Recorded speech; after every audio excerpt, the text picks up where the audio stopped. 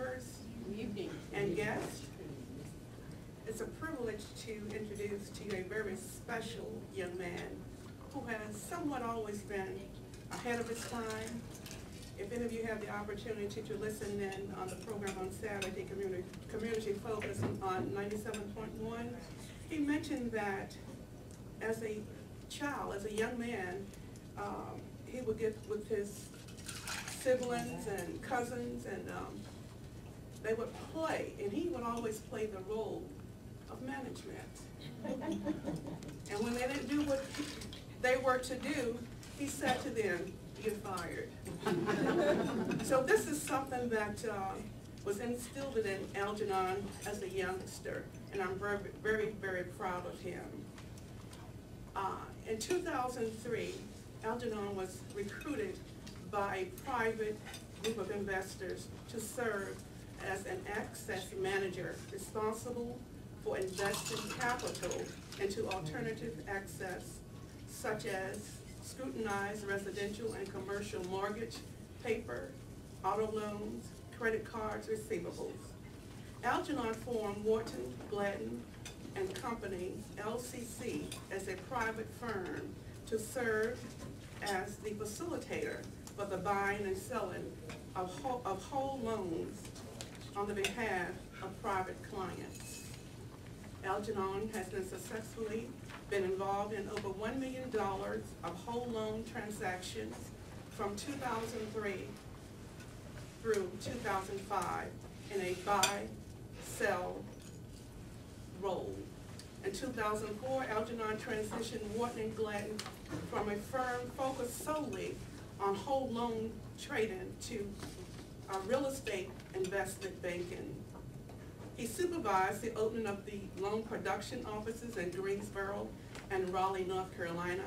He recruited a business development team and led the firm to over $30 million in commercial and real estate loan production in the first year of operation.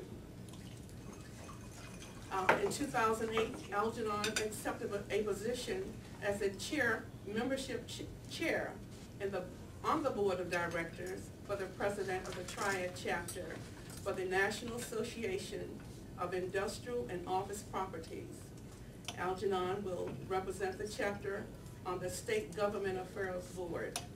Algenon was also appointed to the Executive Committee of the Triad Real Estate and Building Industry Coalition, and specifically oversees fundraising for the organization. Lately, Algenon was appointed to a national committee for the National Association of the Industrial and Office Property. Algenon will specifically serve on the membership committee. Again, I introduced to you, and some of you who were at the program on Saturday, I think Renee did an awesome job in introducing him. And also this evening, as we listen to that program that Sandra Kay taped. So at this time, your speaker will be Algenon Cash. You know, probably one of the hardest part about being a speaker is listening to the intro and listening to folks read over your accolades. It's always, so it sort of just makes you stop and think about some of the things that you have done over time. You know, I have been quite fortunate at a young age to be able to accomplish a lot of different things in life. I completely attribute that to my grandmother. I completely attribute that to my grandfather, yes, who have raised me and instilled some great values inside of me. And Claudette makes mention to I've always been the manager. My grandmother used to take me down to Angelo's here in Winston-Salem, and I'd go down and buy wholesale candy and blow pops and annihilators and all types of things, and I'd cram all that stuff in my book bag, and I'd go to school and I'd sell that candy throughout the week, and I'd make me an average about $30 to $40. That's pretty good for a middle school student. So, you know, whenever I come and talk to small business owners, I like to tell that story because I think it's important that you keep that in mind. It takes a very special person, it takes a person of special character to be a business owner. It takes a person of great vision to be a business owner, and it takes a person of great accountability to be a strong manager. One of the things that we're fighting right now in Greensboro, North Carolina, we were actually talking about it on the radio earlier today if you were listening in, is the minimum wage hike that we're looking at in Greensboro. And essentially the Greensboro City Council is looking at hiking minimum wages in Greensboro to $9.36 an hour. On the surface, that sounds great. Politically, that sounds great. But when you dig deeper into that and you look at how that's going to harm business owners, it's not so great. When you look at how that's going to run some business owners out of the market, that's not so great. Because business owners are the economic engine of our community. Over 2/3 of job creation here in our country comes from small business owners. 50% of the gross domestic product here in our country comes from small business owners. So we have to be careful. We have to be sensitive about how we treat our business owners, and we have to be sure that we take care of them and not run them out of our community. So with all that said, I'm going to jump down off my soapbox and actually talk about what I came to talk about today, which is capital. So if you have a business, how do you keep your business going? Because capital is so important to a small, medium, or large business. I often compare businesses and companies to like children. And capital is the food that allows that child to continue to grow. If you starve a business of capital, it'll fail. If you feed too much capital into a business, if you allow it to grow too fast, it's going to fail.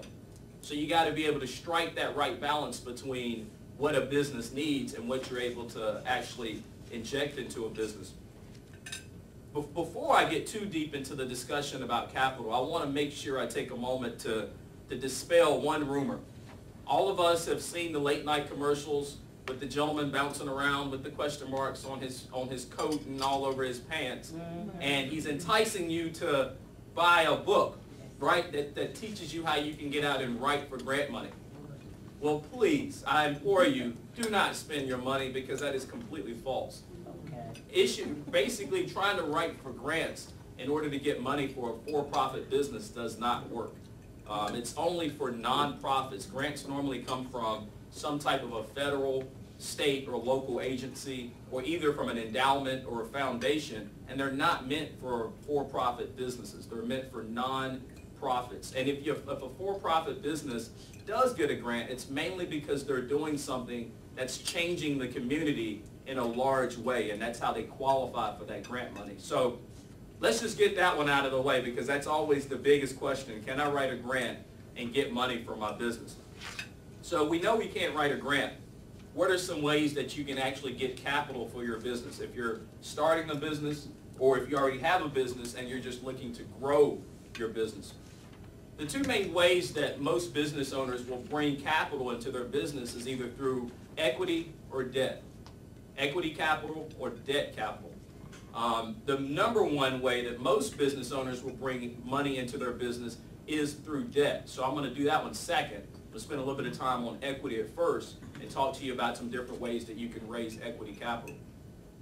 To distinguish between the two, equity are more of investments. It's when you have investors place money into your business. Debt is a little different. It's more of a liability. It's actually when you place a liability onto the balance sheet, that's how you raise capital, and you have to actually pay that down through the cash flow that you're generating with your business.